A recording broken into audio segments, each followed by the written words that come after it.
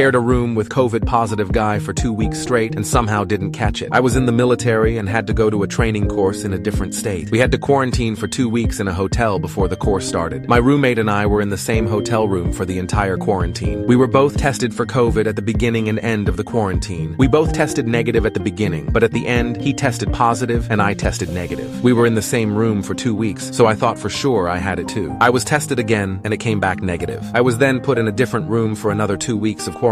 After the 2 weeks, I was tested again and it was negative. I then went to the course and was there for about a month. I was tested again before going back home and it was negative. I went back home and was tested again and it was negative. I was then put in quarantine for another 2 weeks. After the 2 weeks, I was tested again and it was negative. I was then allowed to go home. I was tested a total of 7 times and it was negative every time. I was in quarantine for a total of 6 weeks. I never had any symptoms.